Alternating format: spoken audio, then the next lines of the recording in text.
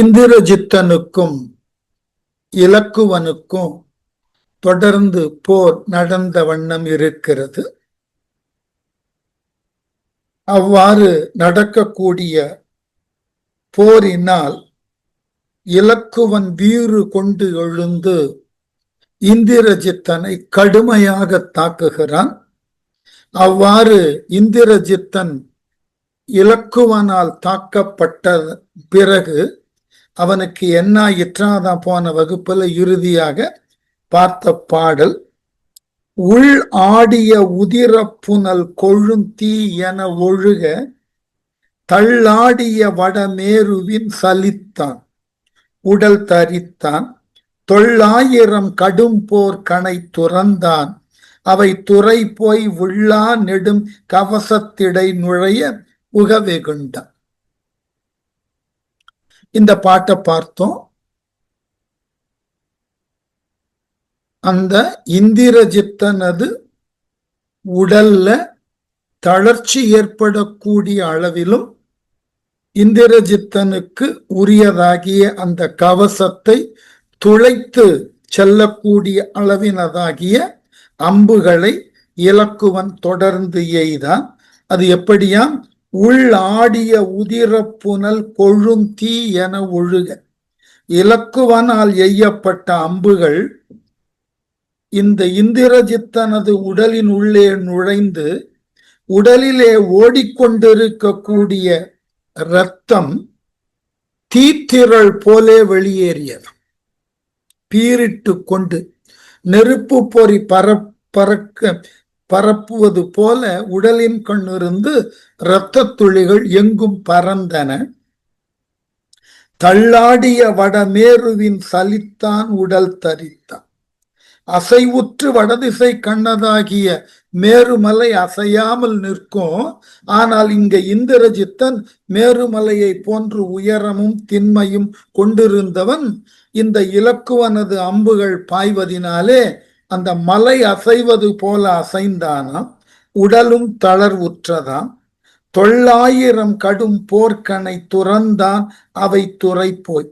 900 என்று எண்ணக்கூடிய அளவினராகிய போர் அம்புகளை இலக்குவன் மேல் செலுத்தினான். அந்த அம்புகள் தமது இலக்கை அடைந்து வில்லா நெடுங்கவசத்திடை நுழையாது உக வெகுண்டான். பிளக்க முடியாத நீண்ட இலக்குவனது கவசத்தினுள்ளே அந்த அம்புகள் நுழைய முடியாமல் இற்று விழுவதைக் கண்டு திகைத்தான், சினமும் கொண்டான். இந்திரஜித்தனுடைய கவசத்தை எளிதில் பிளந்து விட்டான் இலக்குவன். இலக்குவனது கவசத்தை இந்திரஜித்தன் 900 அம்புகளை தொடர்ந்து செலுத்தியும் அந்த கவசத்தை அவனால் பிளக்க முடியவில்லை, துளைக்க முடியவில்லை. அந்த கவசத்திலே இவனால் எய்யப்பட்ட அம்புகள் பட்டு கீழே செயலற்று விழுவதை காணுகின்றான். கடுமையான கோபத்தினுக்கு உட்பட்டான். மறித்து 1000 வடி வெண்கனை மருமத்தினை மதியா குறித்து 1000 பரி தேரவன் விடுத்தான். அவை குறி பார்த்து இருத்தான் நெடுஞ்சரத்தால் ஒரு தனி நாயகர்க்கு இளையோன் செரித்தான் உடல் சில பொற்கனை சிலை நான் அறத்தெரித்தான். 1000 பரித்தேவன் மறித்த 1000 வடி வெண்கனை 1000 குதிரைகளால் பூட்டிய தேரின் மேலே நின்று கொண்டு போர் செய்யக்கூடிய இந்திரஜித்தன் முன்பு எய்த கனைகளினால் இலக்குவனை ஒன்றும் செய்ய முடியாமல் போனதை கண்டு கோபம் கொண்டவன் மேலும் 1000 கனைகளை தான் இருந்த தேரிலிருந்து இலக்குவனை நோக்கி செலுத்தினான். மருமத்தினை மதியா குறித்து விடுத்தான். இலக்குவனது மார்பினை சரியான முறையிலே குறிப்பார்த்து 1000 அம்புகளையும் எய்தான். ஒரு தனி நாயகர்க்கு இளையோன் அவை குறிப்பார்த்து நெடுஞ்சரத்தால் இருத்தான். ஒப்பற்றவனும் தனி முதல்வனுமாகிய ராமனது இளைஞன், ராமனது இளையோனாகிய இலக்குவன் இந்த இந்திரஜித்தன் எய்த 1000 கனைகளையும் சரியான முறையிலே குறிபார்த்து அவைகள் அனைத்தினையும் செயலிழக்குமாறு தனது அம்புகளினால் தடுத்தான். பொற்கனை சில உடல் செறித்தான், சிலை நாணறத் தெரித்தான். பொன்மயமான சில அம்புகளை தெரிந்து எடுத்து கொண்டவனாகிய இந்திரஜித்தன் வில்லின் நான் அரும்படி அவனது உடம்பில் நெருங்கச் செலுத்தின். இந்த 1000 அம்புகளும் பயனற்று போனதினால மீண்டும் சினந்த இந்திரஜித்தன் தேர்ந்த சில பொன் அம்புகளை எடுத்து மிகுந்த ஆற்றலோடு வில்லை நன்கு வளைத்து கடுவிரைவோடு அந்த அம்புகளை இலக்குவன் மார்பு நோக்கி செலுத்தினான். வில் இங்கு இது நெடுமால் சிவன் எனும் மேலவர் தனுவே கொல் என்று கொண்டு அயிர்த்தான். நெடும் கவசத்தையும் குலையா செல்லும் கொடும் கனை யாவையும் சிதையாமையும் தெரிந்தான். வெல்லும் தரம் இல்லாமையும் அறிந்தான், அகம் மெலிந்தான். இப்பொழுதுதான் இந்திரஜித்தனுக்கு மெல்ல மெல்ல உண்மை உதயமாகிறது. நாம் ஏதோ 2 முறை அவனை வீழ்த்தி விட்டோம், 2 முறையும் வீழ்த்தியது தந்திரத்தினால். நாக பாசத்தை எய்த பொழுதும் மாலை கவிழக்கூடிய நேரத்தில் எய்தான், அதுவும் மறைந்து நின்று. அதே போல பிரம்மாத்திரத்தையும் வான வெளியில நின்று எறிந்து.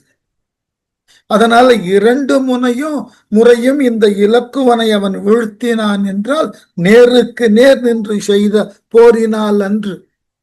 இந்த முறைதான் நேருக்கு நேர் நின்று போர் செய்கின்ற பொழுதுதான் ஒரு உண்மையை தெரிந்து கொள்ளுகிறான் இந்திரஜித்தன். நாம் யாரை எதிர்க்க வந்திருக்கிறோம் என்றால் எக்காலத்தும் வெல்ல முடியாத ஒரு வீரனை எதிர்கொண்டு நாம் நிற்கிறோம்ன்ற உண்மை மெல்ல புலப்பட்டதாம். வில் இங்கு இது நெடுமால் சிவன் எனும் மேலோர் தனுவே கொல். இந்திரஜித்தன் இலக்குவனது வில்ல பார்த்து அப்படி ஆச்சரியப்படுறான். இங்கு இந்த இலக்குவன் பிடித்துள்ள வில்லு இது நெடிய திருமால் சிவன் என போற்ற பெரும் மேலோராகிய பெரும் தெய்வங்களின் வில்லோ. ஏனென்றால் அந்த வில்லதான் ஒன்றுமே பண்ண முடியாது. இது நாராயணன் பயன்படுத்தின வில்லோ அல்லது சிவன் பயன்படுத்தின பினாகமோ தெரியாது. ஏனென்றால் நான் எத்துணை அம்புகள் எய்தாலும் அந்த வில்லை என்னால் ஒன்றும் செய்ய முடியவில்லை என்று கொண்டு அயிர்த்தான் என்று எண்ணி இந்திரஜித்தன் சந்தேகப்பட ஆரம்பிச்சான். இலக்குவன் கையில இருக்கிற வில் எந்த ஒரு அம்பையும் துணிக்கிறது என்றால் அது இறைவர்களாகிய நாராயணன் அல்லது சிவனது வில்லாக இருக்க வேண்டும்னு சந்தேகப்பட்டான்.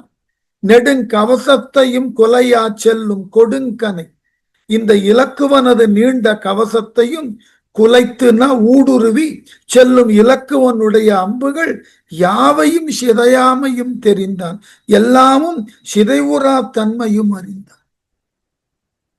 வெல்லும் தரம் இல்லாமையும் அறிந்தான், அகம் மெலிந்தான். இவ்வாறு தன் முன்னே கடுமையான வேகத்தோடும் ஆற்றலோடும் போர் செய்து கொண்டிருக்கக்கூடிய இந்த இலக்குவனை எப்படி வெற்றி கொள்ளுவது, அந்த திறன் தனக்கு இல்லாமல் போயிற்றே என்று மனது தளர்ந்தான். இந்திரஜித்தன் மனது தளர்ந்த முதல் இடம் இதுதான். அவன் வாழ்ந்த காலத்துல எந்த ஒரு பகையை கண்டும் தளர்ந்ததே இல்லை. நான் அதுதான் வேடிக்கையாக சொல்லுவேன். முதல்ல ராவணன் ராமனோடு போர் செய்யும் போது அப்போதான ராமன் சொன்ன இன்று போய் நாளை வான். அந்த கவலையோடு அரண்மனைக்கு வந்த ராவணன் தன்னுடைய மாமனிடம் பேசுவான். இப்படி ஒரு எதிரியை பேரென பெற்றேன், இப்படி ஒரு எதிரியை பேராக நான் பெற்றேன், எல்லாம் என்னுடைய செயலால் நடந்ததுதான். ஆகவே ராமனை போன்ற பகைவன் ஒரு பேரு, அவருக்கு புண்ணியம் செய்திருக்க வேண்டும் ராமனை போன்ற வீரனை எதிர்ப்பதற்கு. அதே போல இங்க இந்திரஜித்தன் நினைத்து வருந்துகிறான், இந்த இலக்குவனை வெல்லவே முடியவில்லையே. நாம் எத்துணை அம்புகள் எய்தாலும் அவன் கவசத்தை அந்த அம்புகள் ஒன்றும் செய்யவில்லை. மாறாக அவன் எய்யக்கூடிய அம்புகள் ஒவ்வொன்றும் நம்முடைய அரக்கர்களை தாக்குகிறது, என் தேரை அழிக்கிறது, என் கொடியை அறுக்கிறது, என் கவசத்தை பிளக்கின்றது. ஆனால் என்னால் ஏதொன்றும் அவனை எதிர்த்து செய்ய முடியவில்லையேன்னு கவலைப்பட்டான். இந்த இந்திரஜித்தன் உடலும் மனமும் சோர்ந்திருக்கிறான் என்பதை குறிப்பால் உணர்ந்து கொண்டான் வீடனன். உடனே வீடனன் சொன்னான் லக்குவனிடம், அவன் கை தளறுகிறது, இதுதான் சரியான சமயம், அவன் மீது தொடர்ந்து அம்புகளை. என தெரியும், நம்ம எதிர்க்கக்கூடியவனது கை எங்கு தளரும்னு தெரியும். அதற்குத்தான் இந்த ஆலோசனை சொல்லுவதற்கு உரிய பொறுப்புல பழைய காலத்துல தேரினை இயக்கக்கூடிய வலவர்கள் அல்லது பாகர்கள் இருக்கிறார்கள் அல்லவா, அவர்களும் போர்க்களத்துல மிகச்சிறந்த அறிவுரையை தாங்கள் எந்த தேரினை ஓட்டுகிறோமோ அந்த நாயகர்களுக்கு சொல்லுவார்கள். பாரத போர்ல நீங்க பார்க்கலாம், கண்ணன் பல்வேறு அறிவுரையை அர்ஜுனனுக்கு சொல்லுவார். அதே போல கர்ணன் போரினுக்கு வருகின்ற பொழுது தலைமை தாங்கி சல்லியனை தேர் ஓட்டுதற்கு கேட்பான். சல்லியன் ஒண்டா வெறுப்பாக வருவான், ஆயினும் போர்க்களத்துல நல்ல அறிவுரையை சொல்லுவான் கர்ணனுக்கு. கர்ணன் விழுதற்கு உரிய காலம், ஆகவே அந்த அறிவுரையை கேட்க மாட்டான். இதெல்லாம் அந்த காலத்துல போர்க்களத்துல தேர்ப்பாகர்கள் என்பவர்கள் போர்க்களத்தினது முழுமையுமான போக்கை நன்கு தெரிந்தவர்களாக இருந்தவர்கள். அதனால இங்க இந்திரஜித்தனுடைய கை தளறுகிறது. என்ன இருந்தாலும் வீடனன் சிற்றப்பன் அல்லவா, அவனுக்கு தெரியும் இல்லையா தன் மகனது ஆற்றல் என்னன்னு. ஆகவே இலக்குவன்ட்ட சொன்னா, அத்தன்மையை அறிந்தான் அவன் சிறு தாதையும் அணுகா, முத்தன் முகம் நோக்கா, ஒரு மொழி கேள் என மொழிவான், எத்தன்மையும் இமையோர்களை வென்றான், இகல் கண்டால் பித்தன் மனம் தளர்ந்தான், இனி பிழையான் என பகர்ந்தான். என்ன அழகான வார்த்தையை சொன்னான் பாருங்க. அவன் சிறு தாதையும் அத்தன்மையை அறிந்தான் அணுகா. இந்திரஜித்தனினுடைய சிறிய தந்தையாகிய விபீஷணன் இந்திரஜித்தன் மனமும் உடலும் தளர்வுற்றிருப்பதை அறிந்து கொண்டான். அத்தன்மையை அறிந்தவனாகிய அந்த விபீடனன் இலக்குவன் அருகில் வந்தான். முத்தன் முகம் நோக்கா, ஒரு மொழி கேள் என மொழிவான். பாசங்களிலிருந்து விடுபட்டவனாகிய இலக்குவன் முகத்தை பார்த்து, நான் கூறுறத கொஞ்சம் கேளு, ஒரு வார்த்தையை கேட்பாயாக, முக்கியமா ஒரு விஷயம் சொல்ல போற, ஒரு நிமிஷம் என்னப்பார் என்று சொல்லி, எத்தன்மையும் இமையோர்களை வென்றான் இகல் கண்டார். எல்லா திறத்தாலும் தேவர்களையெல்லாம் ஒரு காலத்தில் வென்றவனாகிய இந்திரஜித்தன் இப்பொழுது போர் புரியும் தன்மையை பார்த்தால் அவன் கையும் மனமும் தளர்ந்து இருக்கிறது தெரிகிறது. பித்தன் மனம் தளர்ந்தான், இனி பிழையான் என பகர்ந்தான். போர் பித்து கொண்டவனாகிய, போரினையே ஒரு கலையாக செய்யக்கூடியவன், அதனையே ஒரு ஆங்கிலத்துல சொல்லுகிறார்கள் அல்லவா, பேஷன். அந்த போரினையே ஒரு விருப்பமான செயலாக செய்யக்கூடிய இந்த இந்திரஜித்தன் மனம் தளர்ந்து விட்டான். ஆதலால் அவன் இனி பிழைப்பதற்கு வாய்ப்பில்லை. அவன் மீது தொடர்ந்து அம்புகளை எய்து அவனை முடித்து விடு. இதான் குறிப்பு போர். உடனே இந்திரஜித்தனை சுற்றி அவனுக்கு அரணாக நிற்கக்கூடிய பலாயிரக்கணக்கான வீரர்கள், அவர்களை எல்லாம் விலக்கினான் தன் அம்புகளினால். இலக்குவன் முன்னுக்கு ஏறுகிறான். கூற்றின்படி கொதிக்கின்ற அக்கொலை வாழ் எயிற்று அரக்கன், ஏற்றும் சிலை நெடு நான் ஒலி உலகு ஏழினும் எய்த, சீற்றம் தலைத்தலை சென்று உற, இது தீர் என தெரியாம், காற்றின் படை தொடுத்தான் அவன் அதுவே கொடுக்காத்தான். கூற்றின்படி கொதிக்கின்ற அக்கொலைவாள் எயிற்று அரக்கன். கூற்றுன யமன். யமனை போன்று தன்னை எதிர்த்தவர்களினது உயிரை தன்னுடைய கோபத்தினால் எடுக்கக்கூடியவனாகிய வாளினை கொண்ட இந்திரஜித்தன் கூர்மையான கோரை பற்களையும் உடையவனாகிய அரக்கன் ஏற்றும் சிலை நெடு நான் ஒலி உலகு ஏழினும் எய்த தன்னுடைய வில்லிலே பூட்டப்பட்ட நாணினது ஓச 7 உலகங்களுக்கும் சென்று எதிரொலித்ததாம். அவ்வளவு வேகமாக வளைத்து நாணை அதிரவிட்டான். சீற்றம் தலை சென்று உற இது தீர் என தெரியா.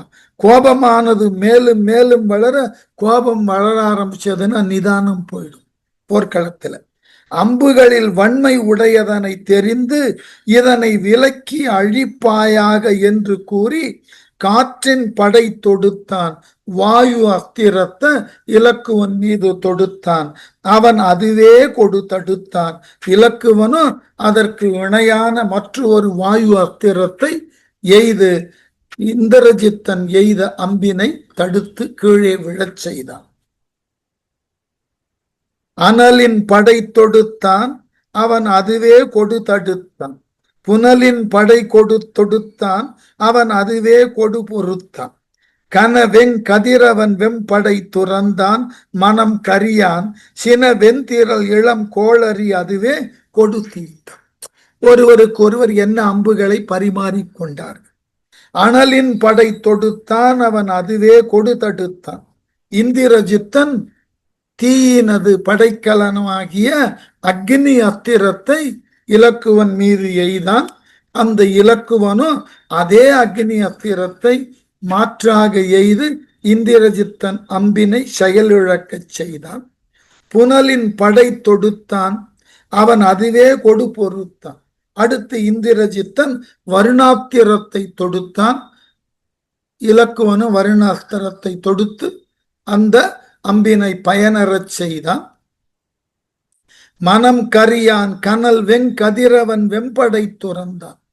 நெஞ்சகத்திலே வஞ்சகத்தை உடையவனாகிய இந்திரஜித்தன் அழன்று வீசக்கூடிய வெம்மையான கதிர்களுக்கு சொந்தமான விளங்கக்கூடிய சூரியனது படைக்கலசத்தை செலுத்தினான்.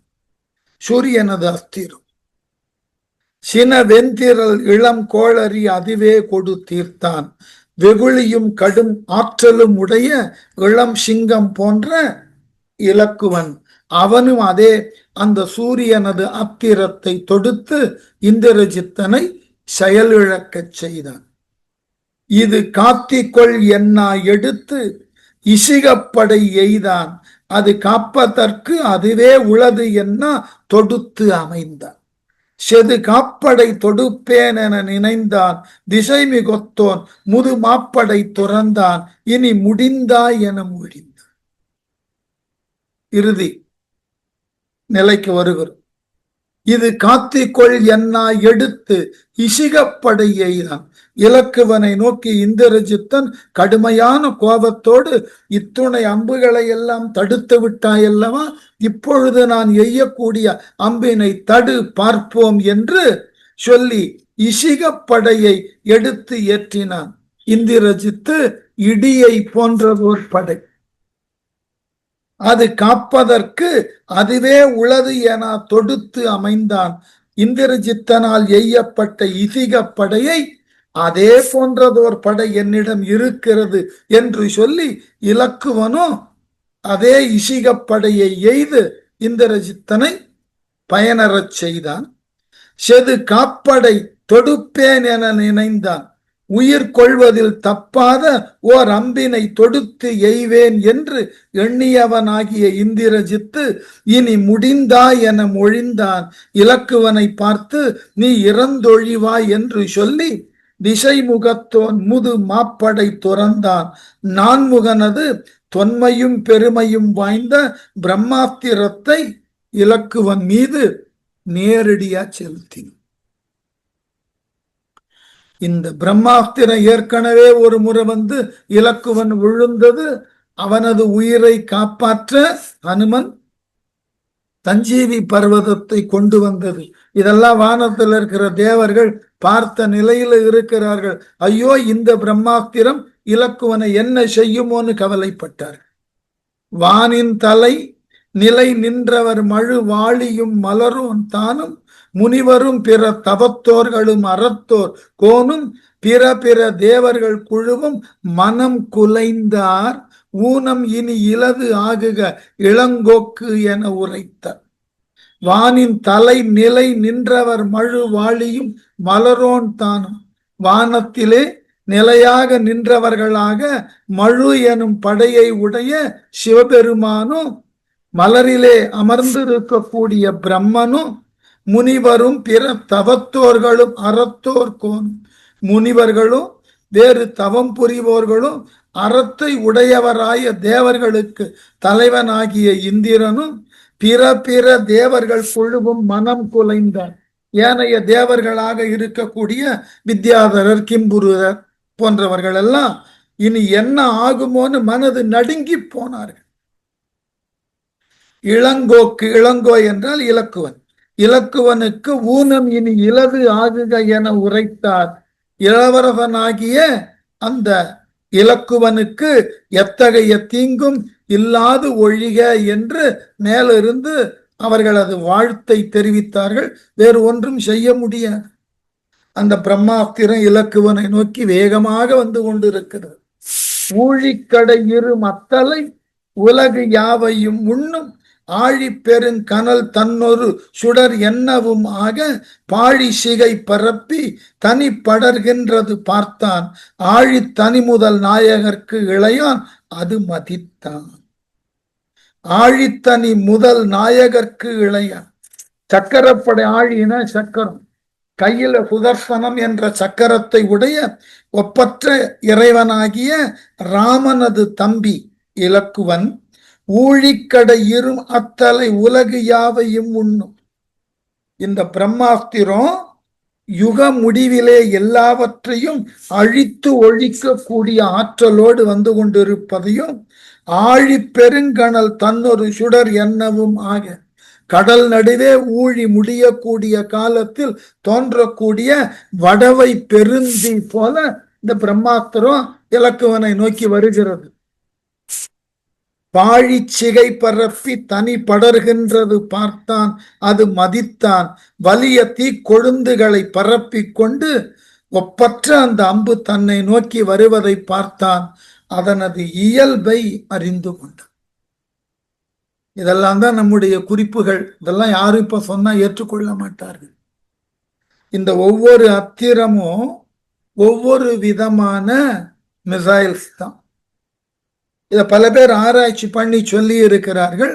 ஆனால் எப்பொழுதுமே ஒரு கூட்டம் மறுத்து கொண்டே இருக்கும் இல்லையா? எதை சொன்னாலும் புராணத்திலிருந்தே தான் நீங்கள் காட்டுகிறீர்கள். அப்படி எல்லாம் அவர்கள் சிந்தித்தார்கள்னா, புராணங்கள்ல சிந்தித்த அளவினுக்கு நாம இன்னும் வளரலன்றதுதான் உண்மை. புராணங்கள்ல சொல்லப்பட்டு இருக்கக்கூடிய ஆயுதங்களும் அவைகளினது செயல்பாடும் அது பற்றின முழு விவரங்களையும் நாம ஒரு கடுகளவு கூட அறிந்து வைத்துக் கொள்ளவில்லை. நம்ம புராணங்கள் நாம் இன்று பெற்றிருக்கக்கூடிய அறிவியல் தொழில்நுட்பங்களை காட்டிலும் உயர் நிலையில தொழில்நுட்பங்களை கொண்டுதான் இருந்தது. அதை நாம தான் சரியா புரிஞ்சிக்கல, அதை முறைப்படுத்தி நாம வளர்க்கல. அது பெரிய குறை. நம்ம புராண இதிகாசங்கள் எல்லாம் எல்லா விதமான மனித வாழ்வினுக்கு உரிய பாதுகாப்பினை தரவல்ல எல்லா கலைகளை பற்றின செய்திகள் விரிவாக பேசப்பட்டு இருக்கின்றன. நாம் அவைகளை எல்லாம் பழம் பஞ்சாங்கம்னு சொல்லி ஒதுக்கிட்டோம். இந்த வகுப்பிலேயே சொல்லியிருப்பேன். சில ஆண்டுகளுக்கு முன்பு தமிழ் இலக்கியங்கள்ல வானூர்திகளை பற்றின ஒரு நடன நிகழ்ச்சி பண்ணினோம்.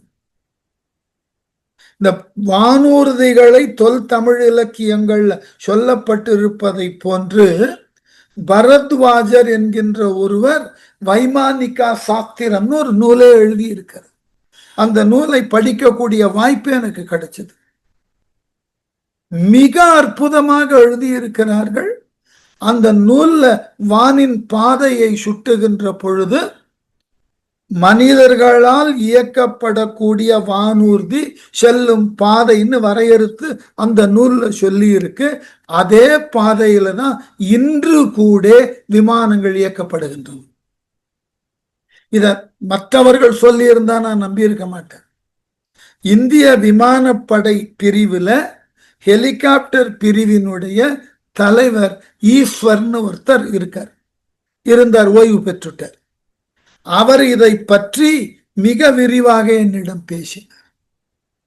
அவருடைய துணைவியார் தான் இந்த விமானத்தை மையமாக வைத்து ஒரு நாட்டிய நிகழ்ச்சியை தயாரிக்க முன் வந்து என் உதவியை நாடினார்கள். ஜெயலட்சுமி ஈஸ்வர்னு பேர். டெல்லியில இருக்கக்கூடிய ஒரு சில சிறந்த நடன கலைஞர்ல ஒருவர். அவர் சென்னை கலாக்ஷேத்ராவில் தான் நடன கலையை கற்றுக்கொண்டவர். முன்னாள் கலாக்ஷேத்ராவினுடைய இயக்குனர் லீலா சாம்சனும் அந்த ஜெயலட்சுமியும் ஒரே காலத்துல கலாக்ஷேத்ராவில் நடனம் கற்றவர்கள். இந்த ஜெயலட்சுமி ஈஸ்வருக்கு ஜேமின்னு பேர். அவருடைய கணவர் தான் எனக்கு இந்த விவரங்களை எல்லாம் சொன்னார். இதுதான் எங்களுக்கு ஆச்சரியமாக இருக்கிறது. நாம் இதை தொடர்ந்து நம்முடைய அன்றாட பாடத்திட்டங்கள்லையும் ஏனைய பிற பள்ளிகள்லையும் கல்லூரிகளிலையும் நாம கொண்டு போய் சேர்க்கல. நான் வேடிக்கையா சொல்லுவேன், இந்திய வரலாற்றை மீண்டும் ஒரு முறை திருத்தமுடன் எழுதி நம்முடைய இளைஞர்களுக்கு கொண்டு போய் சேர்க்க வேண்டும். நாம படிக்கக்கூடிய வரலாறெல்லாம் நம்ம இந்திய நாட்டினுடைய வரலாற்று பின்னணியில 10 விழுக்காடு கூட கிடையாது. Mughals India, freedom struggle movement எல்லாம் படிக்கிறோமே, நம்ம தொல் இந்திய வரலாறுல அவைகள் பெற்றிருக்கக்கூடிய இடம் மிக அதிகபட்சம்னா 5-7% தான். மீதி 93 விழுக்காட்டு வரலாற நம்ம புறந்தள்ளி, அது மிகப்பெரிய தவறு. அப்படி தள்ளினதுனால அந்தந்த காலங்கள்ல சொல்லப்பட்ட பல நூல்கள், அது பற்றின விவரங்கள், அவைகளால் சொல்லப்பட்ட மேலான செய்திகள் எல்லாத்தையும் இழந்திருக்கும். அதனால இந்த பிரம்மாஸ்திரம் என்று ஒன்று தன்னை நோக்கி வருகிறது. ஆகவே அந்த அஸ்திரத்தை எவ்வாறு எதிர்கொள்ள வேண்டும் என்று தெளிவான சிந்தையோடு இலக்குவன் நிற்கிறான். என்ன செய்தானா? மாட்டான் இவன் மலரோன் படை முதல் போது தன் வளர்த்தால் மீட்டான் அலன், தடுத்தான் அலன் முடிந்தான் என விட்டான், காட்டாது இனி கறந்தால் அது கருமம் அலது என்ன, தாழ் தாமரை மலரோன் படை தொடுப்பேன் எனச் சமைந்தான். முதற்போர் தன் வளர்த்தால் இவன் மலரோன் படை மீட்டான் அலன். நான் பிரம்மாத்திரத்தை முதல்ல ஏவிய பொழுது இந்த இலக்குவன் தன் வலிமையினால் பிரம்மாத்திரத்தை தன்பால் வாங்கி கொண்டான் அல்லன். தடுத்தான் அலன் மாட்டான் முடிந்தான் என விட்டான். தன்பால் இந்த அம்பு தடுத்தாலும் இயலாது என்று இப்பொழுதும் நான் விட்டிருக்கக்கூடிய இந்த பிரம்மாஸ்திரத்தை இலக்குவனால் தடுக்க இயலாது. ஆகவே நிச்சயமாக இலக்குவன் இறந்து போவான்ற முடிவுக்கு வந்தான் இந்திரஜித்தன். ஆகவே என்று எண்ணி இந்த இந்திரஜித்து என் மேல் பிரம்மாஸ்திரத்தை விட்டிருக்கிறான். இலக்குவன் பார்க்கிறான், ஓகோ ஏற்கனவே ஒரு முறை பிரம்மாஸ்திரத்தை விட்டு என்னை தாக்கிட்டேன், அப்ப நான் அதை தடுக்கல, எதிர்க்கல, ஆகவே நான் விழுந்தேன். அது போல இந்த முறையும் பிரம்மாஸ்திரத்தை ஏவினா என்னால் தடுக்க முடியாது. இந்த பிரம்மாஸ்திரத்தினால் நான் நிச்சயமாக மரணம் அடைந்து விடுவேன்னு நம்பிதானே விட்டிருக்க. மீண்டும் சரி, காட்டாது இனி கறந்தால் அது கருமம் அல்லது என எனது வன்மையை இந்த பிரம்மாஸ்திரத்திற்கு எதிராக காட்டாமல் நான் மறைத்து கொண்டு விட்டேன் என்றால் அது என் வீரத்துக்கு இருக்கு. ஆகவே இந்த பிரம்மாஸ்திரத்தை நான் சும்மா விட போறதில்லை. தாழ் தாமரை மலரோன் படை தொடுப்பேன் என சமைந்தான். தண்டினை உடைய தாமரை மலரிலே அமர்ந்திருக்கக்கூடிய பிரம்மனது படையை இந்த இந்திரஜித்தன் மேலாக நானும் செலுத்த போகிறேன் என்று இலக்குவனும் முடிவு செய்தான். நன்று ஆகுக உலகுக்கு என முதலோன் மொழி நவின்றான், பின்றாதவன் உயிர் மேல் செலவு ஒழிக என்பது பிடித்தான், ஒன்றாக இம்முதலோன் படைதனை மாய்க்க என்று உரைத்தான், நின்றான் அது துறந்தான் அவன் நலம் வானவர் நினைந்தார். திருப்பி இங்கேயோ இன்னொரு முறை பாராட்டி விடுறேன். அந்த சிறு சிறு சொற்களை வைத்து ஒரு காட்சியை உருவாக்கிட்டான் பாருங்க. உலகுக்கு நன்று ஆகுக என முதலோன் மொழி நவின்றான், இந்த உலகமானது தீமையிலாது என்றென்றும் நன்மையை பெருக என்று கூறி பிரம்மதேவனுக்குரிய மந்திரத்தை ஜபிக்க ஆரம்பிச்சோம். அத்திரங்களை கையாளுகின்ற பொழுது அந்த அத்திரம் யாரால் தரப்பட்டதோ அவரை மனத்தகம் நினைத்து ஒருமை உற்ற சிந்தனையோடு எய்ய வேண்டும். பின்றாதவன் உயிர் மேல் செலவு ஒழிக என்பது பிடித்தான், கொடும் போர் செய்வதில் பின்னிடாதவனாகிய இந்திரஜித்தன் உயிர் மேல் செல்லுக என்று அந்த அம்பினை அத்துணை ஆற்றலோடு ஜபித்து வில்லுல பூட்டினான். இம்முதலோன் படைதனை ஒன்றாக மாய்க்க என்று உரைத்தான், உலகினுக்கு முன்னோனது படையினை உறுதியாக அழித்தொழிப்பாயாக என்று சொல்லி இந்திரஜித்தனால் ஏவப்பட்ட பிரம்மாத்திரத்தை இலக்குவன் தன் கையில் இருக்கிற பிரம்மாத்திரத்திற்கு ஆணையிடுகிறான். அந்த இந்திரஜித்தன் எய்த கணையை தடுத்து அவனை முடித்து விடுது. நின்றான் அது துறந்தான் அவன் நலம் வானவர் நினைத்தார் என்று சொல்லிக்கொண்டு நின்றவனாகிய இலக்குவன் தன்னுடைய பிரம்மாத்திரத்தை இந்திரஜித்தன் மீது எய்தான். இதை பார்த்து கொண்டிருந்த தேவர்கள் இது அவனுக்கு நன்மையை பயக்கட்டும் என்று வாழ்த்தினார்கள், வியந்தார்கள். தான் விட்டது மலரோன் படை எனின் மற்ற இடை தருமே, வான் விட்டதும் மண் விட்டதும் மறவோன் உடல் அருமே, தேன் விட்டிடு மலரோன் படை தீர்ப்பாய் என தெரிந்தான், ஊன் விட்டவன் மரம் விட்டிலன் என வானவர் உவந்தர். தான் விட்டது மலரோன் படை எனின் மற்ற இடை தருமே. இலக்குவன் ஏவியது பிரம்மாத்திரம் என்றால் அது பகைவர் படையினை எதிர்த்து செல்வது அன்றி பின்னிடக்கூடியதோ, தோத்து வராது. ஏன்னா இலக்குவனிடம் அப்படிப்பட்டதாகிய பிரம்மாத்திரம். வான் விட்டதும் மண் விட்டதும் மறவோன் உடல் அருமே. அவ்வாறு இலக்குவனால் விடப்பட்ட அந்த பிரம்மாத்திரம் வானுலகத்தையும் அழிக்காமல் விட்டது, மண்ணுலகத்தையும் அழிக்காமல் விட்டது.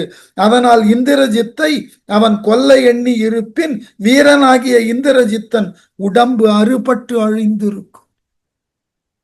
தேன் விட்டிடு மலரோன் படை தீர்ப்பாய் என தெரிந்தான்.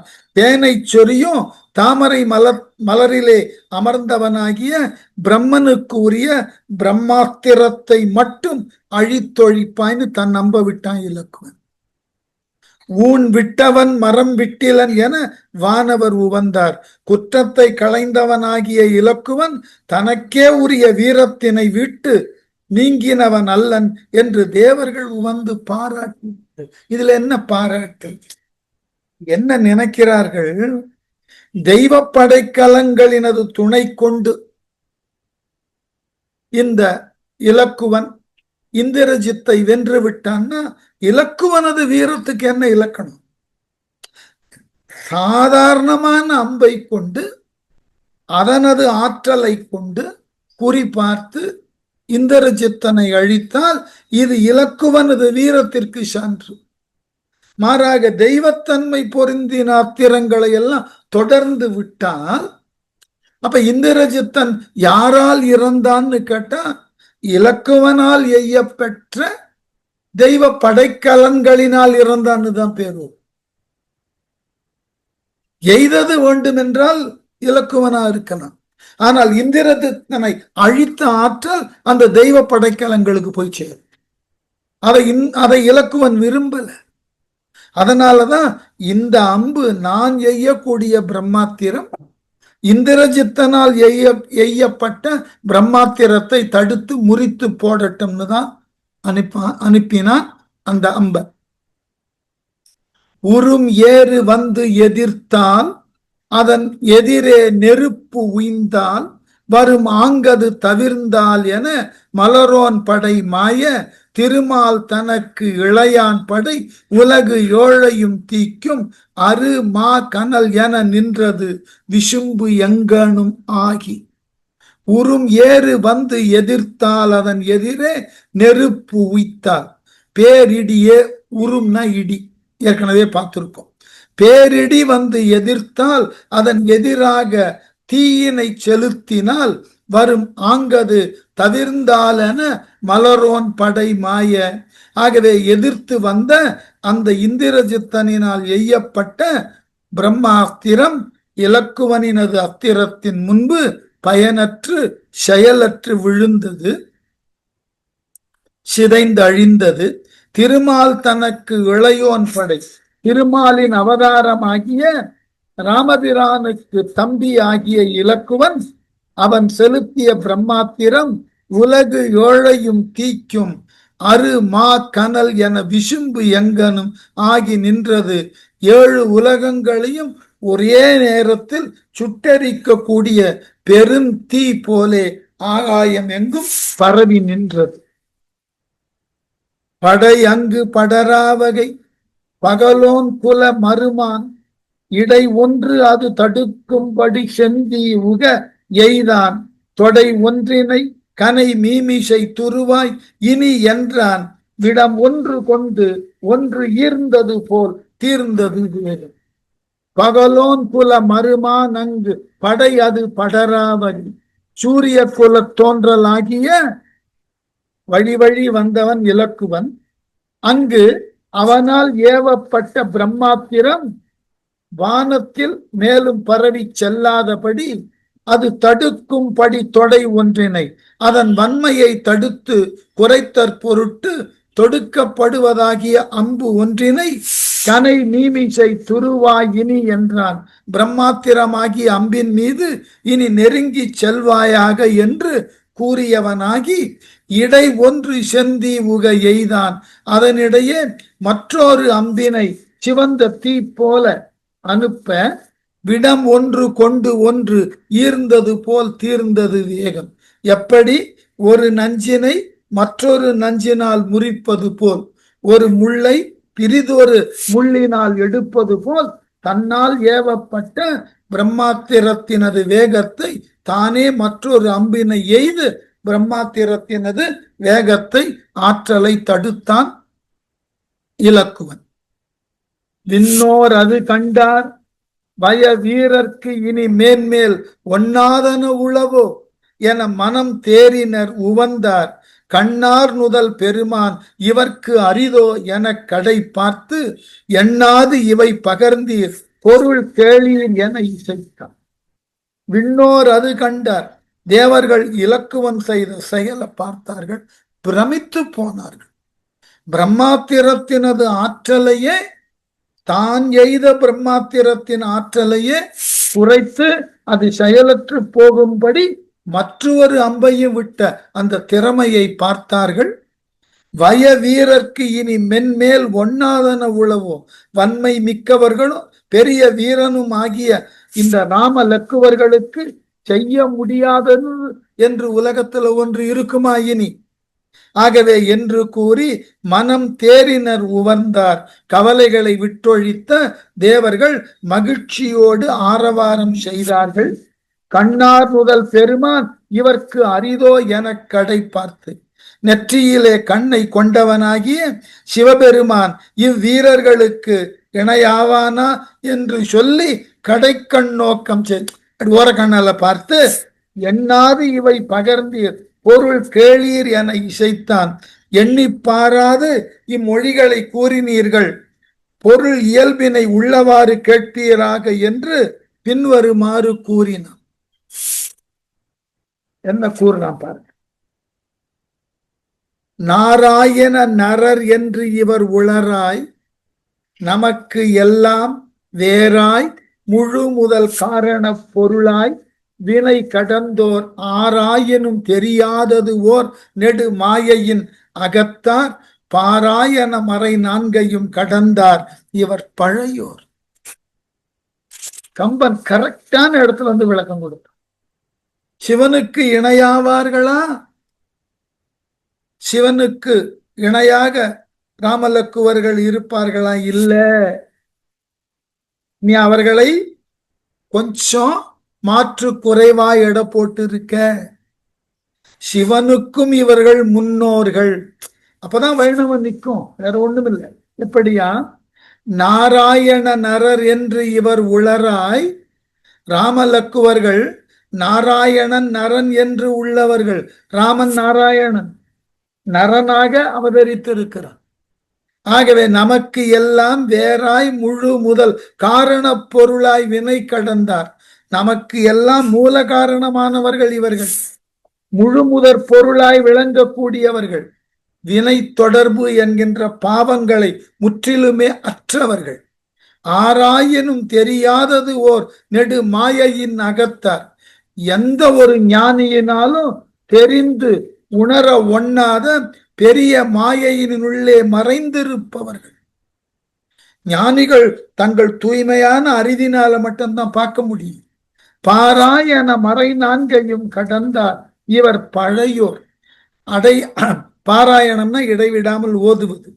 இடைவிடாமல் அறிஞர்களால் ஓதப்படக்கூடிய 4 வேதங்களையும் கடந்தவர்கள் இவர்கள். அந்த வேதங்களுக்கும் தொன்மையானவர்கள். எங்க கொண்டு போய் வச்சிருப்பாரு?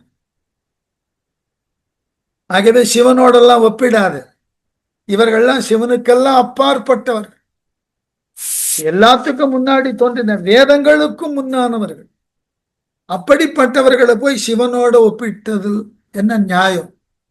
எடுத்துக்கொண்ட இலக்கியம் வைணவ இலக்கியம் பேசித்தான் ஆகும். அறத்தாறு அழிவு உளது ஆம் என அறிவும் தொடர்ந்து அணுகா புறத்தார் புகுந்து அகத்தார் என புகுந்து அன்னது புறப்பார் மறந்தார் புலம் முதல் வேற அற மாய்ப்பான் இவன் வந்தார் திறத்தால் அது தெரிந்து யாவரும் தெரியா வகை தெரிவர். என்ன சூக்ஷமமான விஷயத்தை சொன்னார். இந்த ராம அவதாரமே நாராயணன் அசுரர்களை அழிக்கிறதுக்குன்னு வந்ததுதான். இதுதான் நமக்கு எதிர்பார்ப்பு. ஆனால் தாங்கள் அதற்குத்தான் வந்தோம் என்று வெளியே சொல்லாம இவர்கள் இருவரும் செயலாற்றுவார்கள். எப்படியாம்? அறிவும் தொடர்ந்து அணுகாப்புறத்தார். நம்முடைய மனித முயற்சியினால் விளையக்கூடிய அறிவினை கொண்டு இவர்களை அணுகி ஆராயலாம்னா முடியாது. அந்த அறிவினுக்கு அப்பாற்பட்டவர்கள், நம்முடைய சிந்தைக்கும் எட்டாதவர்கள். அறத்தாறு அழிவு உளதாம் என அது புறப்பார். உலகத்துல அறநெறிகள் அழிவினுக்கு உட்படுகிறது என்பதை அறிந்து அவதாரம் செய்து அறநெறிகளை காப்பதற்கு என்று உள்ளவர்கள். அகத்தார் என புகுந்து பிறத்தார். உலகின் அகத்திலும் நீங்காது உள்ளார் எனும்படி ராமலக்குவர் என பிறந்திருக்கிறார். பிறத்தால் அது தெரிந்து யாவரும் தெரியாவகை திரிவார். தங்களின் அருளின் திறத்தினால் அறத்தினை காக்க வேண்டி அதற்கு உரிய செயலிலே அவர்கள் ஈடுபடுகிறார்கள். இவர்கள் யார் கண்ணுக்கும் தெரியாமலேயே அறத்தினை காப்பதற்கு என்று அவதரித்தவர்கள். அப்படியே உலவுகிறார்கள். மரத்தார் குலம் முதல் வேறற மாய்ப்பான் இவன் வந்தார். தீவினைகளையே செய்யக்கூடிய அரக்கர் குலத்தை அதனது வேரோடு அழிப்பதற்காக இவர்கள் இங்கு வந்திருக்கிறார்கள். ஆகவே இவர்களெல்லாம் சிவனோடெல்லாம் ஒப்பிட்டு இவர்களினுடைய தகுதியை குறைச்சுறாத. உயிர் தோறும் உற்றுளன் தோத்திரத்து ஒருவன் என உரைக்கும் அயிரா நிலை உடையான் இவன். அவன் இவ்வுலகு அனைத்தும் தயிர் தோய் பிற எனல் ஆம்பகை கலந்து ஏறிய தலைவன் பயிராதது ஓர் பொருள் இன்னது என்று உணர்வீர் இது பரமால். உயிர் தோறும் உற்றுளன் தோத்திரத்து ஒருவன் என உரைக்கும். உயிர்கள் தோறும் பொருந்தி உள்ளவனாகி போற்றுதற்கு உரிய பொருளாய் உள்ள ஒப்பற்ற முதல்வன் இவனே. ஐயிரா நிலை உடையான் இவன், ஐயுறப்படாத இறைவன் என்றால் இவன்தான், இலக்குவன் தான், இவன்தான் கடவுளே. அவன் இவ்வுலகு அனைத்தும் தயிர் தோய் பிறை எனலாம் வகை கலைந்து ஏறிய தலைவன். இவனுடைய தலைவன் ஆகிய ராமபிரான் இவ்வுலகங்கள் எல்லாவற்றிலும் பால் தயிராதற்குரிய பிறைமோர் என்று சொல்லும்படி ஒரு துளி மோரை விட்டோன்னா இந்த பால் முழுவதும் அந்த மோர் பரவுவது போல உலக உயிர்கள் அனைத்திலும் பரவி நிற்பவன் இவனே. எந்த ஓமை எங்க அழகா பொருத்தினார் பாருங்க. நீக்கமர கலந்து நிற்பவன் இவனே. பயிராதது ஓர் பொருள் இன்னது என்று உணர்வீர், இது பரமா. இத்தகைய தன்மை உடைய இப்படிப்பட்ட சிறப்பினுக்கு உரியவன் என்று சொல்ல ஒண்ணாத முழு முதற் பொருள் இத்தன்மையது என்று உணர்வீராக, இவனே பரம்பொருள். முடிவு கட்டிட்டார். ஆகவே ராமன் லக்குவர்கள் இருவரும் பரம்பொருள். ஞாபகம் வைத்துக் கொள்ளுங்கள். ஏதோ நம்முடைய நல்ல நேரம் மானுடராக அவதரித்து அரக்கர்களை எல்லாம் அழிப்பதற்கு என்று அவதாரத்தை எடுத்திருக்கிறார்கள். நெடும் பார்க்கடல் கிடந்தாரும் பண்டு இவர் நீர் குறை நேர விடும் பாக்கியம் உடையார்களை குலத்தோடு அறவீட்டி இடும் பாக்கியத்து அறம் காப்பதற்கு இசைந்தார் என இது எல்லாம் அடும்பு ஆக்கிய தொடை செஞ்சடை முதல்வன் பணித்து அமைந்தான். நெடும் பார்க்கடல் கிடந்தாரும் இவர், நீண்ட பார்க்கடலின் கண்ணே அரிதுயில் கொண்ட மாயவன்தான் இவன். இவர்கள் இருவரும் ஆதிசேஷனும் நாராயணனும் தான், லக்ஷ்மணும் ராமனும்.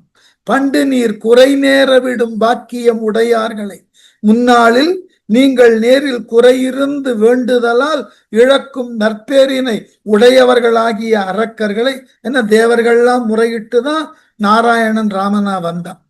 குலத்தோடு அறவிட்டி இடும் பாக்கியத்து அறம் காப்பதற்கு இசைந்தார் இது என இது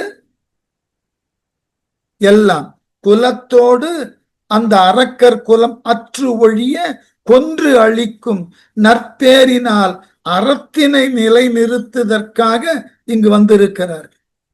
இந்த செய்தியெல்லாம் அடும்பு ஆக்கிய தொடை செஞ்சடை முதல்வன் பணித்து அமைந்தான். அடப்ப மலர்களால் தொடுக்க பெற்ற மாலையினை அணிந்த செஞ்சடை முதல்வனாகிய சிவபெருமான் தேவர்களுக்கு அறிவுறுத்தி அமைந்தான். வானத்துல இருந்து இவன் சிவன், சிவன் அங்கிருந்து எல்லாத்தையும் சொல்றார். நான் இல்ல, என்னினும் அவன் பெரியவன், சிவன் வாயிலேயே சொல்ல வச்சுட்டார். அதுதான் சாமர்த்தியம். ஆகவே இந்த நாராயணன் பெருமையை சிவன் வாயிலாக சொல்ல கேட்டவுடனே அறிந்தே இருந்து அறியேம் அவன் நெடு மாயையின் அயற்போம் பிரிந்தோம் இனி முழுது ஐயமும் பெருமான் உரை பிடித்தோம் எரிந்தோம் பகை முழுதும் இனி தீர்த்தோம் இடர் கடந்தோம் செறிந்தோர் வினை பகைவர் பகைவா என தொழுதார் நெடும் தேவர். செறிந்தோர் வினை பகைவா, தன்னை அடைந்தவர்களது தீவினைகளை அழித்து ஒழிக்க கூடியவனே. அறிந்தே இருந்து அவன் நெடு மாயையின் அறியேம் அயற்போம். இச்செய்தியை நாங்கள் முன்பே அறிந்திருந்தோம் ஆயினும் அவனது நெடிய சூழ்ச்சியில் அகப்பட்டு அவனை அறியாமல் மயங்கி கிடந்தோம். இது எங்களது அறியாமை என்று தேவர்கள் வருந்தினார்கள். பெருமான் உரை பிடித்தோம் இனி முழுது ஐயமும் பிரிந்தோம். எங்கள் பெருமான் ஆகிய சிவனே, உனது அறிவுரையினால் நாங்கள் முழுவதுமாக தெளிந்து கொண்டோம். இனி எங்களுக்கு மாயையானது இருக்காது. மாயையிலிருந்து விடுபட்டோம். எங்கள் சந்தேகம் முழுவதும் உன்னுடைய பேச்சினால் தீர்ந்தது. பகை முழுதும் எரிந்தோம் இடர் கடந்தோம் என நெடுந்தேவர் தொழுதார். எமது பகை முழுவதையும் அழித்து போக்கிவிட்டோம், இடர்களை எல்லாம் நாங்கள் நீக்கிவிட்டோம் என்று சொல்லி பெருமை மிக்க தேவர்கள் ராமனும் லக்குவனும் நாராயணன் அம்சங்களே என்று சிவன் சொன்னதை கேட்டு தெளிவடைந்த தேவர்கள் சிவனை வணங்கி மகிழ்ந்தார்கள். இதற்கு நடுவுல இலக்குவன் மீது இந்திரஜித்தன் தொடர்ந்து அம்பு எய்கிறான்.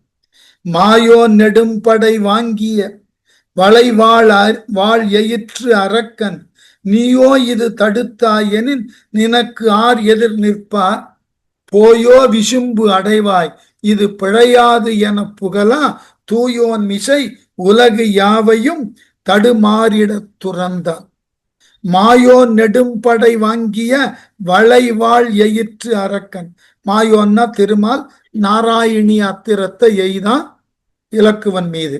நெடிய படைக்கலத்தினை கையில் கொண்டு வளைந்த கூறிய கோரை பற்களை உடைய அரக்கன் இந்திரஜித்தன் நீயோ இது தடுத்தாயெனின் எனக்கு ஆர் எதிர் நிற்பார். இலக்குவனை பார்த்து நீ இதனை தடுத்தை விட்டாய் என்றால் நின்னை எதிர்க்க வல்லார் யார்? போயோ விசும்பு அடைவாய் இது பிழையாது என புகழார். இந்த அம்பு உன் உயிரை நீக்கும், நீ விண்ணுலகத்தை விரைவாக அடைவாய் என்று சொல்லி நாராயணி அஸ்திரத்தை இலக்குவன் மீது எய்தான். உலகு யாவையும் தடுமாறிட தூயோன் மிசை துறந்தான். உலகங்கள் எல்லாம் தடுமாறக்கூடிய அளவுல, உலகத்தில் உள்ள உயிர்கள் எல்லாம் நடுங்கக்கூடிய அளவுல நாராயண அஸ்திரத்தை இலக்குவன் மீது இந்திரஜித்தன் எய்தான். சேமித்தனர் இமையோர் தமை சிரத்து ஏந்திய கரத்தால் ஆம் இத்தொழில் பிறர் யாவரும் அடைந்தார் பழுது அடையா காமிப்பது முடிவிப்பது படிகின்றது கண்டான் நேமித்தனி அறிதான் என நினைந்தான் எதிர் நடந்தான். ரொம்ப இமையோர் சிரத்து ஏந்திய கரத்தால் தமை சேமித்தனர். தேவர்கள் இனி என்ன ஆகப் போகிறதோ என்று தலைமேல கையை குவித்து தம்மை பாதுகாத்து கொண்டனர். வணங்கியவர்களை எந்த அஸ்திரமும் ஒன்றும் பண்ணாது. ஆம் இத்தொழில் பிறர் யாவரும் அடைந்தார். பொருந்திய இச்செயலை அங்குள்ள முனிவர்கள் மற்றவர்கள் எல்லாம் தலைக்கு மேல கையை தூக்கி அந்த நாராயணிய அஸ்திரத்தை நோக்கி தொழுதார்கள். ஆகவே அந்த அஸ்திரம் அவர்களெல்லாம் ஒன்றும் பண்ணல. பழுது அடையா காமிப்பது முடிவிப்பது படர்கின்றது கண்டான். பழுதுரா வண்ணம் விரும்பியதனை நிறைவேற்ற வல்லதாகிய அந்த நாராயண அஸ்திரம் தன்னை எதிர்த்து கை கூப்பியவர்களை ஒன்றுமே செய்யாமல் தொடர்ந்து மேலும் தன்னை நோக்கி வருவதை பார்த்தான் இலக்குவன். நேமித்தனி அறி தான் என நினைந்தான் எதிர் நடந்தான். ஒப்பற்ற சக்கரப்படையினை ஏந்திய திருமாலே தான் என உணர்ந்தவனாகி பாவித்து கொண்டு அந்த நாராயணி அஸ்திரத்துக்கு முன்னாடி இவனே போனான். தீக்கின்றது இவ்வுலகு ஏழையும் என செல்லுவதும் தெரிந்தான். நீக்கும் தரம் அல்லா முழு முதலோன் என நினைந்தான். மீச்சென்றிலது அயல் சென்று அது விலங்கா வலம் கொடு மேல் போய்த்து அங்கு அது கனல் மாண்டது புகை வீந்தது பொதுவே. அந்த அம்பு இலக்குவனை சுற்றி வந்து வணங்கி அது வானத்துல போய் மறைந்து போயிற்றான். இவ்வுலகு ஏழையும் தீக்கின்றது என செல்வதும் தெரிந்தான். 7 உலகங்களையும் சுட்டரிக்கின்ற அளவினுக்கு வெப்பத்தை கக்கிக் கொண்டு வருவதை பார்த்தான் இலக்குவன். நீக்கும் தரம் அல்லா முழு முதலோன் என நினைந்தான்.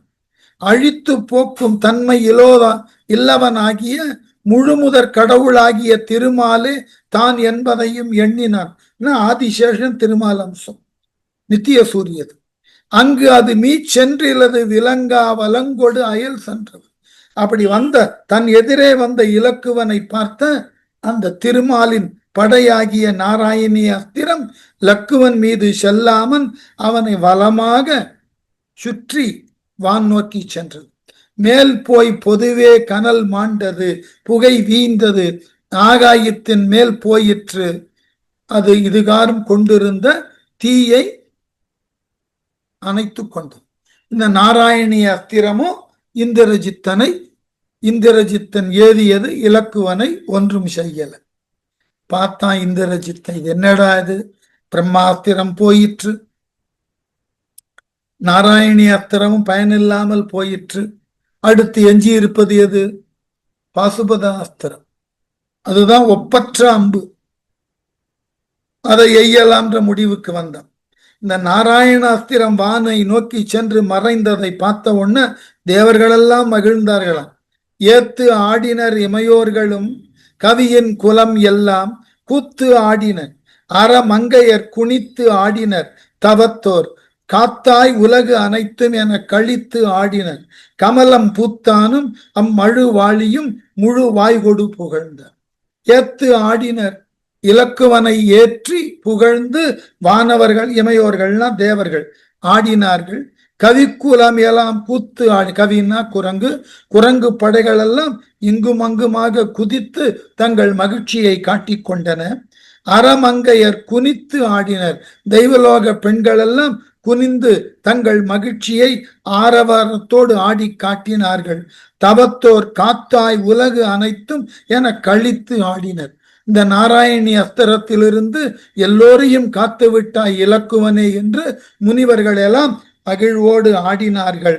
கமலம் பூத்தானும் தாமரை மலரிலே உள்ள பிரம்மனோ அம்மழு வாழியும் மழுவினையும் அம்பினையும் படையாக கொண்டுள்ள சிவனும் முழு வாய்கொடு புகழ்ந்தார்.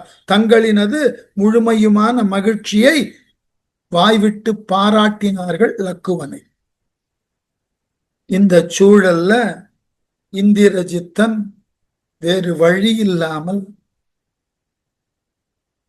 சிவனது படையாகிய பாசுபத அஸ்திரத்தை கையில் எடுக்கிறான். அவன் அன்னது கண்டான், இவன் ஆரோ என அயிர்த்தான், இவன் அன்னது முதலே உடை இறையோன் என வியவா, எவன் எனினும் நன்று ஆகுக இனி எண்ணல் என் என்னா, சிவன் நன்படை தொடுத்து ஆறுயிர் முடிப்பேன் என தெரிந்து. அவன் அன்னது கண்டான், நாராயணாத்திரமோ பயனற்று போவதை பார்த்தான் இந்திரஜித்தன். இவன் ஆரோ என ஆயிருத்தான். யாரா இவன்? எந்த தெய்வத்தன்மை உடைய அத்திரங்களும் இவன்கிட்ட செல்லுபடி ஆகலையே. சோர்ந்து போனான் இந்திரஜித்தன், அயிர்த்தான்.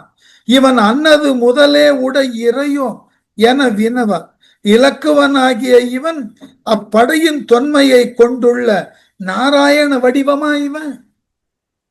நாராயண வடிவத்தை உடையவனை தான் இந்த நாராயணாஸ்திரம் ஒன்றும் பண்ணாது. எவன் எண்ணினும் நன்று ஆகுக இனி எண்ணல் என் என்ன. இவன் யாரா வேணா இருக்கட்டும், இனி வேறு எதனையும் எண்ண வேண்டாம், இவனை முடிச்சுடுற, இவனை தீர்ப்பதுதான் என்னுடைய இனி முதல் வேலை என்று சொல்லி சிவன் நன்படை தொடுத்து ஆறுயிர் முடிப்பேன் என தெரிந்தான். சிவனுடைய அம்பாகிய பாசுபத அஸ்திரத்தை எடுத்து இவனை நோக்கி தொடுத்து இவன் உயிரை நான் குடிக்கப் போகிறேன் என்று சொல்லி பாசுபத அஸ்திரத்தை எடுக்கிறான். இந்த பாசுபத அஸ்திரத்தை எடுத்து அவன் எவ்வாறு செயல்பட்டான், அதற்கு எதிராக இலக்குவன் எவ்வாறு செயல்பட்டான் என்பதை அடுத்த வகுப்புல இந்திரஜித்தன் வதையோடு முடிப்பு. சரியா? நன்றி.